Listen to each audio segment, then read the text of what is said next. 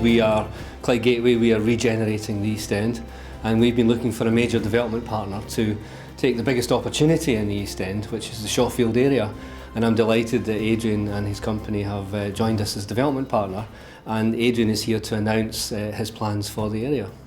Indeed, having seen the site some time ago and worked with Ian and his colleagues to secure a legal agreement, we're now ready to launch to the market, and today we announced to the market that the 1.2 million square feet that's previously been known Shawfield is now going to be known as Magenta at Clyde Gateway. That's the name of the scheme, and it relates to our previous schemes called Cobalt and Indigo, both on North Tyneside. We went through a very rigorous selection process, and there was competition for this opportunity, but Highbridge basically have done this before. They have picked an area very similar to Shawfield. They have brought it to the market, and they've achieved over 14,000 jobs in the Cobalt Business Park in Newcastle.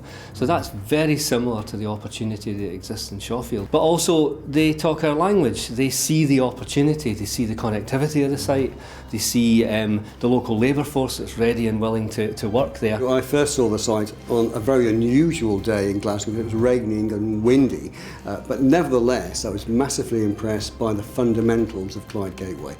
I've worked in urban regeneration since the early days of London Docklands, when I first started with a firm called Helium Baker, now called Cushman & Wakefield. And London Docklands in the early 80s had a lot of similarity to Clyde Gateway today.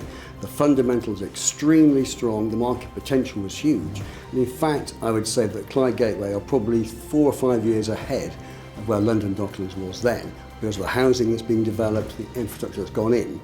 So to get the chance to work with Clyde Gateway in developing out probably the most important site in the whole area, being Magenta, which is 1.2 million square feet of high quality offices, was a great opportunity.